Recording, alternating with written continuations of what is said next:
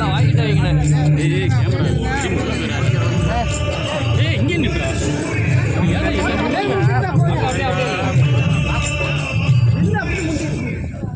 ஆனால் இன்னைக்கு மீட்டிங் நடந்திருக்கு. தேர்தல் இருக்கிற நேரத்தில் என்ன மாதிரி விவாதிக்கப்பட்டிருக்கு, என்ன மாதிரி அது உறுப்பினர் புதுசாக நம்ம சேர்க்கறதுக்கு பாராளுமன்ற இந்த உறுப்பினர் சேர்க்கை எப்படி ஆரம்பிக்கணும், ரியல் உள்ள அழைச்சி அவங்களுக்கு எப்படி உதவியாக இருக்குன்னு செயலாளர் அவங்க இணைந்து செயல்படும். அப்படி கழகம் கடந்த காலத்தில் எந்தெந்த இடத்துல எப்படி வெற்றி பெற்று சொல்லி அவங்களோட பேசி 5 பேர் பேருந்து என்ன தடுக்கப்படுறாங்க. ஏன்னா பிஎஃப்எம் வந்து ஆனுவல் மெயின்டெனன்ஸ் கான்ட்ராக்ட் இப்போ முடிஞ்சிருக்குன்னு நினைக்கிறேன். இல்லை இனிமேல் டெண்டர் விட்டு கடை ஓப்பன் பண்ணால் இந்த மாதம் கடைசிக்குள்ளே முடிச்சிடலாம். இன்னைக்கு தேதி 15ஆம் தேதி கூட ஓப்பன். அதிமுக தரப்பில் தொடர்ந்து இந்த ஆர்எஸ்எஸ் கூட்டத்தில் பங்கேற்கிறாங்க. அதே போன்ற இந்த முருகர் பக்தர் மாநாட்டில் அண்ணா படங்கள் போன்றதெல்லாம் எதிர்ப்பு தெரிவிக்காமல் அடுத்த நாள் தான் அதை பேசுகிறாங்க. இப்போ நீங்கள் கூட அந்த கூட்டத்தில் பேசுனீங்க. தொடர்ந்து அது போன்ற கருத்துக்கள் கூட்டணி அவங்க கூட்டணி கீழே இருக்கிற அவங்க தொடரில் ஏற்றுக்கிறாங்க. கூட்டணி நான் எங்கள் கூட்டணி வலுவான அதுதான் நான் சொல்கிறேன். அவங்க வந்து விமர்சனம் பண்ணுறாங்க.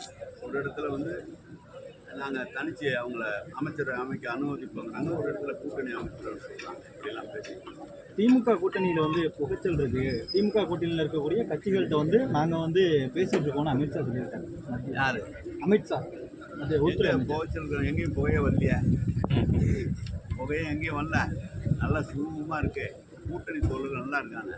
நம்முடைய தலைவர் வந்து அவங்கள நல்லா அனுசரித்து கொண்டு போகிறாங்க. எல்லா இருந்தாலும் தலைவர் பார்த்துக்குவாங்க. அவங்க ரொம்ப ஆசைப்படுறாங்க ஏதாவது வருமானு. ஆனால் அவங்களுக்குள்ள தான் அவங்களோட இருந்தவங்க தான் ஒருத்தரோட ஒருத்தர் சத்தம் கொடுக்குறாங்களே தவிர எங்களுக்கு ஒன்றும் அது அவங்களுடைய அபிப்பிராயம் அவங்க கேட்குறாங்க. தலைவர் பார்த்து முடிவு எடுக்கிறது. நாங்கள் தலைவர் என்ன சொல்கிறாங்க அந்த வேலையை செய்கிறோம். ஒவ்வொருத்தரும் கேட்குறதுக்கு அவங்க கேட்பாங்க. அவங்களுக்கு வாய்ப்பு தலைவர் தான் பார்க்கணும். திருப்பி திருச்சி வந்து 2ஆம் தலைநகரமாக அறிவிக்க வாய்ப்பு இருக்கு.